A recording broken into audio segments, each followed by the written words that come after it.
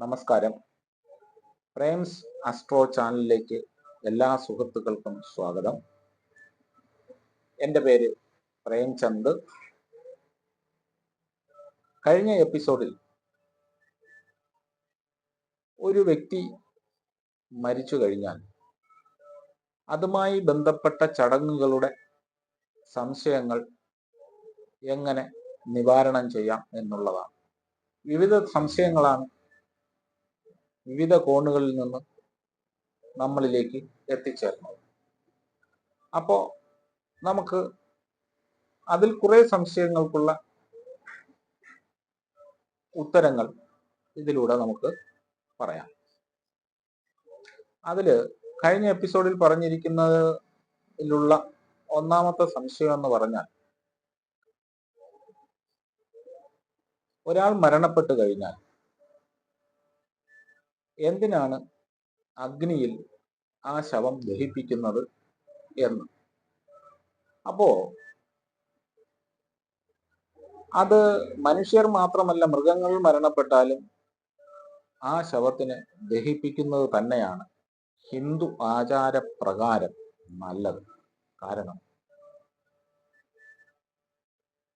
മനുഷ്യനടക്കമുള്ള ജീവികളുടെ ശരീരം എന്തായാലും അഴുകും. അഴുകിക്കഴിഞ്ഞാൽ അത് വായു, ജലം, അന്തരീക്ഷം മുതലായവയിലൊക്കെ അത് പടരുകയും അത് ആ പരിസരമാകെ മലിനപ്പെടുത്തുകയും ചെയ്യും. അതിൽ നിന്നുണ്ടാകുന്ന അണുക്കൾ ആ പരിസരത്തെ മലിനപ്പെടുത്തും എന്നുള്ളത് സ്വാഭാവികം. അത് നിങ്ങൾക്കറിയാവുന്നതാണ്. അപ്പോ അങ്ങനെ പരിസര മലിനീകരണം ഒഴിവാക്കുവാൻ വേണ്ടി തന്നെയാണ് ഹിന്ദു ആചാരപ്രകാരം മൃതശരീരങ്ങൾ അഗ്നിയിൽ ദഹിപ്പിക്കുന്നത്. മറ്റു പല മതക്കാരും പല വഴികൾ തേടുന്നുണ്ട്.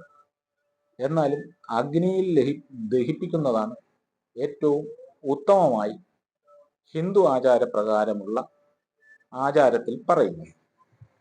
അതുകൂടാതെ പഞ്ചഭൂതങ്ങളാൽ നിർമ്മിതമാണ് മനുഷ്യ ശരീരം. ആ പഞ്ചഭൂതത്തിലേക്ക് തന്നെ ഈ ശരീരത്തെ തിരിച്ച് ലയിപ്പിക്കുന്ന ഒരു പ്രക്രിയയും കൂടിയാണ് ഈ അഗ്നിയിൽ ശവശരീരത്തെ ദഹിപ്പിക്കുക എന്നുള്ളത്. അങ്ങനെ ആ പഞ്ചഭൂതത്തിലേക്ക് നമ്മുടെ ശരീരം വീണ്ടും ലയിച്ചു കഴിഞ്ഞാൽ അത് മോക്ഷപ്രാപ്തിയിലേക്ക് എത്തും എന്നാണ് സങ്കല്പം. അത് കഴിഞ്ഞാൽ, ഈ ദഹന പ്രക്രിയ കഴിഞ്ഞാൽ ആ സ്ഥലത്തുണ്ടാകുന്ന അസ്ഥിയും ചാരത്തെയും നമ്മൾ എടുത്ത് സൂക്ഷിക്കാറുണ്ട്. ഒരു കലശത്തിലാക്കി അല്ലെങ്കിൽ ഒരു കുടത്തിലാക്കി സൂക്ഷിക്കാറുണ്ട്. ആ എടുക്കുന്ന അസ്ഥിയെയും ചാരത്തിനെയും പ്ലാവിന്റെ ചുവട്ടിൽ കുഴിച്ചിടാറുണ്ട്, അല്ലെങ്കിൽ പ്ലാവിന്റെ ചുവട്ടിൽ സൂക്ഷിക്കാറുണ്ട്. അത് ചില വ്യക്തികൾ ഒരു വർഷത്തോളം സൂക്ഷിക്കും.